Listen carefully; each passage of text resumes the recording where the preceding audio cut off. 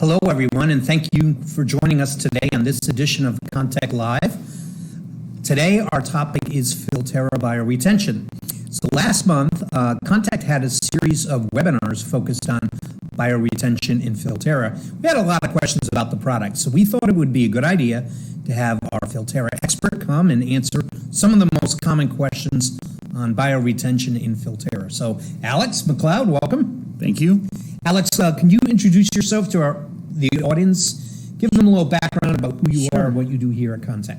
Sure. My name is Alex McLeod. I am our Director of Stormwater Engineering and Biofiltration Products here at Contech. Been here about 15 years.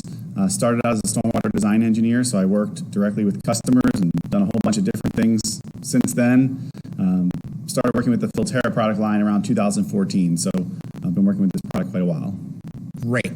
So to kind of set the table, so to speak, can you tell people what Filterra is and what it does? Sure. Filterra is a prepackaged, pre-engineered biofiltration system, essentially.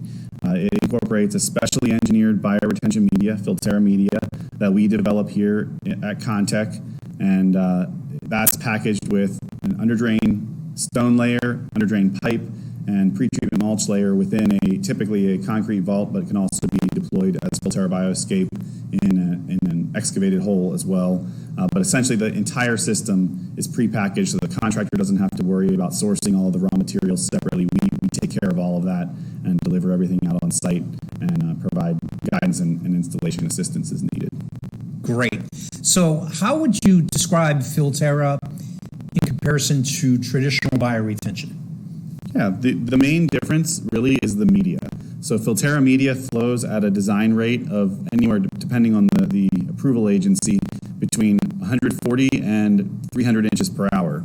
That's an order of magnitude or several above traditional bioretention media, which can flow somewhere in the range of 2 to 20 inches per hour, depending on the area and the local regulations.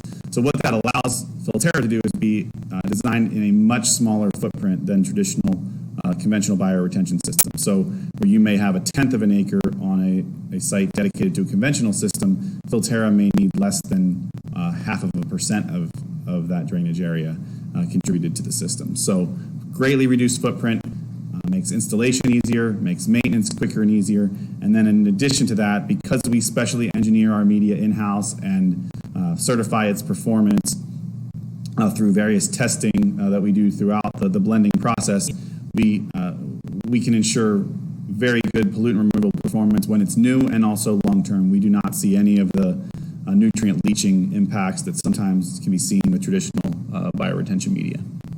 Great.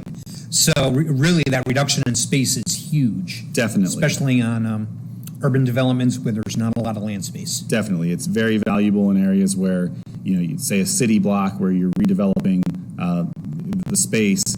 To dedicate 10% of that drainage area to a bioretention system when you've got sidewalk all around, roadway on maybe another side, and the building on the fourth side, not a whole lot of room to have side slopes and that huge dedication to space. A compact precast structure like Filterra, we offer it both with a top slab for really urban areas where they don't have any room to even have an open planted area, and then also Filterra Bioscape vault if you want to have a more aesthetic, kind of open planted looking planter box. And that was actually my next question, the difference between Filterra and Filterra Bioscape, because we sometimes use those terms interchangeably or together, and we don't always explain what the difference is. Yeah, the main difference is aesthetics. Bioscape is really kind of our coin term for the aesthetically pleasing version of Filterra. So your open top configurations with grasses and shrubs mixed together. You might have multiple plants.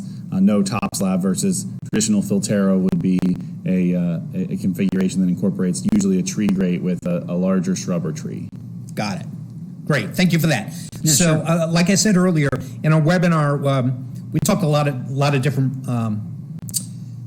aspects of Filterra, but we had a lot of questions regarding the components. So I'd like to go through some questions regarding the components one by one. Sure. Starting with the very first component, which is the mulch layer. Yeah. So why is that so important, and why is there a mulch layer in the first place? Yeah, I believe on your screen right now you can probably see a graphic showing that breakdown of the different component parts. You can see the mulch layer is at the surface. The mulch layer is really important because it acts as a pretreatment layer for that media layer. In a bioretention system, whether it be conventional or a system like Filterra, typically the bioretention media layer is not replaced during maintenance. So that mulch layer is really important in removing heavy debris and sediment loads, capturing them in a real easy to replace media like or package like the mulch that can be taken off every 6 months, replenished with new mulch, and then that new mulch is ready to collect more sediment load. Another benefit of the mulch is also that it's typically, the mulch we recommend is made of organic material, and as that biodegrades, it introduces new organic material into the media, which helps with a lot of the metals removal and also continuing to sustain the biological communities down in the media layer around the plant itself. Excellent. Is there a special type of mulch that you need, and do you have to buy it from Contech, or can you get it anywhere? Yeah. Yes and no. So okay. we do not require any certain type of mulch. However, we do provide a set of specifications for the type of mulch that we recommend. So we'd like to look for mulches that don't float. Obviously, you don't want to have mulch that if it rains and comes into the system, floats all the mulch up and out of the system. That's not going to be good. It's not going to provide the pretreatment level that we need. We also want mulch that is in a particle size that actually will help us with removal. If it's really, really big chunks, it's going to have a lot of void space and not do a whole lot of help in removing some of the finer sediment loads. On the other hand, if it's a really finely ground mulch, it's not going to get the flow properties that we need getting water through it and into the media. So you want one that's typically a double shredded, pieces not too large but not too small, around 3/4 to an inch in size. And then finally, we don't want any mulches that have any kind of amendments in there. There's sometimes mulches with fertilizers and other amendments. Obviously, those are chemicals we're trying to remove with the Filterra, so we don't really want to put extra in there, making it have to do extra work. So typically the mulches that we recommend are available at any regular hardware store, Home Depots, Lowe's, other places like that. Got it. So how often do you recommend the mulch be removed, and who does that work? Typically every 6 months in a climate with more than 30 inches of rainfall a year. Less than 30, you can sometimes get away with one time per year. It really depends on your climate and loading. The procedure for removing the mulch and doing the maintenance in the Filterra is actually very simple. There's no confined space entry required. It's all at grade. You're literally scraping off the old mulch, putting down new, maybe doing some plant pruning. We have certified maintenance providers listed on our website that can be contracted with to do that work. You can also have your landscaper do it. We would recommend that maybe they attend one of our maintenance programs to learn how to do it and make sure they're doing it right. But it's not overly difficult, and site landscapers or even you could, if you had it in your neighborhood, HOAs have done their own as well. Oh, okay. So you don't have to have Contech do it. You can do it yourself. No. You can hire a maintenance company. Yep. Great. So maintenance is pretty easy. So that takes care of the mulch. So let's go on to the next part, which is the plant. Right. So the question we get, and people ask, do you have to have a plant? Yeah. So I think you probably can, if you don't see it already, there'll be a graphic that pops up that shows the plant and maybe a couple numbers on there. That's kind of showing the cycling of the way that water and pollutants flow through the system. So the plant is really important for that long-term sustainability of the media that I mentioned earlier. The media is not being replaced, and that's because the media provides an environment for the plant to survive, and likewise, the plant provides benefits to the media. So the media in the vault houses the plant. It has organic material that sustains the microorganisms that live within the root zone of the plant. Those microorganisms then in turn biodegrade some of the pollutants that come in, some of the nutrients like nitrogen and phosphorus, as well as metals, convert them into soluble forms that the plant can then uptake and remove from the media. So that kind of cycling effect by which pollutants come in, get biodegraded by the microorganisms in the soil, and then taken up by the plant, opens up that media so that the next time it rains, there are more reaction sites open for more pollutants to bind. So if the plant wasn't there, you wouldn't have that uptaking effect happening. And so therefore, long term, you would require a replacement of the media. So it would be more similar to a horizontal bed sand filter in that case if it didn't have a plant, where you're having to replace parts of the sand filter media every so many years because there's just no more capacity for additional pollutants. The plant rejuvenates the media. The media, in turn, provides sustenance for the plant in the form of biological microorganisms to do kind of biological conversions, as well as the organic matter necessary for growth. Great. That's a really good explanation.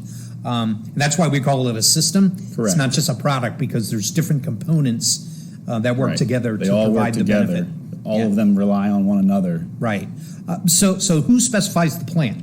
We had a lot of questions about what plants can go in these things, how big the plants can be, who specifies the plant. So we'll start with that. Who specifies the plant? The plant's typically specified by the engineer or the owner on the site. It kind of depends. Sometimes the landscape architect's involved is involved if there is one. It totally depends. Once the system is installed, it's installed protected when it comes from Contech. And then once they're ready for the site stabilized and it's ready for activation, there's a phone number on the system to call us and get that scheduled. At that point, we would ask the customer to specify the plant that they want. We would provide them with our list. The engineer sometimes will just make the decision, then the contractor might make the decision, or they may go back to the owner or landscape architect to get some clarification. Our plant list contains a wide variety of plants. You can probably see a collage of photos on the screen right now showing just a bunch of different examples. Obviously, we want to choose plants that are available in the area where the system is, so that means both we can get them and also that they will grow in the respective hardiness zone. And then we also want plants that thrive well in soils that aren't overly wet. This is not a wetland. This is a bioretention system that drains down. So the media is not saturated all the time, and therefore we need to have a plant that can live in that type of an environment. We've had some customers in the past want to use more wetland type plants.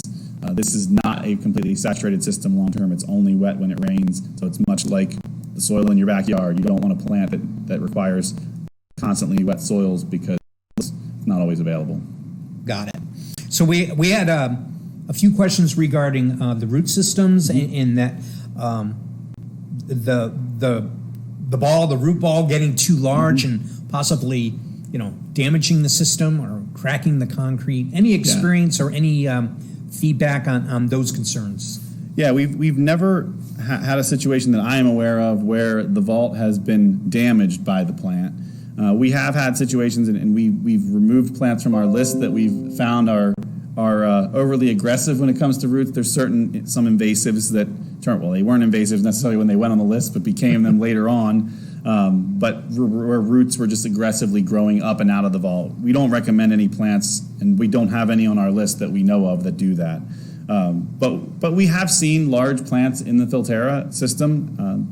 Not that that's a problem. It's just, over time, sometimes people want to have a smaller plant. They don't like how big the tree's gotten or how big the shrub has gotten, so they wanted to replace it. If and when that occurs, it is going to be a pretty big root ball that you're taking out of the vault, but it's not impossible to do. We've done it. But it's not going to be an overly large problem that I see in any kind of damage. We haven't seen that, but the plants can get pretty big in there, and that's a good thing. I mean, the bigger the plant is, the more functional it is in doing some of the things we talked about earlier. Sure. So, what's the largest size tree you would recommend in terms of height? Because obviously you're not going to plant a pine tree that's going to grow 75 feet. Correct. So in a standard Filterra system, we typically recommend small grasses and shrubs all the way up to an ornamental tree that gets to about 20 to 30 feet tall maximum. They all tend to do very well in the system long term. They don't have overly aggressive root growth, and trees that stay within that range tend to do just fine in the Filterra. We do have some options, as I mentioned in the webinar presentation last month, for larger trees that have, it's called our street tree configuration, which does have root penetrations in the vault to allow larger trees up to 60 foot, but that would be a custom design unit that we would want to work directly with the engineer to make sure they understand all of the design parameters, and we could work through that on a case-by-case basis. But in general, up to 30 feet. Got it. And I should mention that when you buy a Filterra, or even if you're just looking at it to specify it, we have plant lists and it's specified by hardiness zone. Correct. So it's not just one overall plant list, it's Correct. specific plant lists for the different hardiness zones throughout the U.S. Correct. Our plant lists are typically labeled more generally by the geographic location, just because a lot of the engineers we work with on the civil engineering side may not be familiar with the hardiness zones. The hardiness zones are referenced in that list, but for instance, Southern California has its own list that then reflects plants that are available in the hardiness zones that are in Southern California. There's one for the Mid-Atlantic, there's one for the Great Lakes, kind of the geographic general regions in the country. You should be able to find your respective plant lists on our website. And obviously, if you have any questions on that, feel free to reach out to your stormwater consultant, and they should be able to help you out. Yeah. And that reminds me, another question related to the plants is irrigation. Mm-hmm. We had quite a few people on the webinar asked about, can they add irrigation to these systems? Is irrigation needed or Yeah, so we recommend in arid climates, so climates like Southern California or other areas of the country where rain is not prevalent all year round, that you do consider irrigation. My general recommendation is, if you're having to irrigate other landscaping on the site, this system would require that as well. All plants require an establishment period.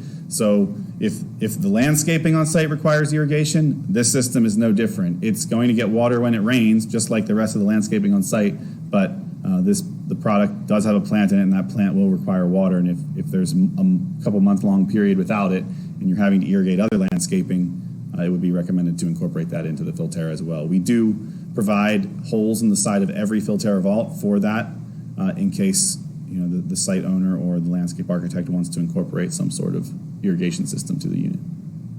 Great. So, all right, we talked about the mulch, we talked about the plant, let's talk about the media. Okay. The biggest question we had on the webinars is, how often do you have to replace the media? Yeah, so can you speak to that? Yeah, sure. So as I mentioned earlier, typically not very often or ever. If the system is properly designed and maintained, meaning mulch replacement when necessary every 6 to 12 months, depending on where you are, then the media should last indefinitely. We've seen systems, and we have systems in the ground from 2001, 2002 that are still functioning with their original media.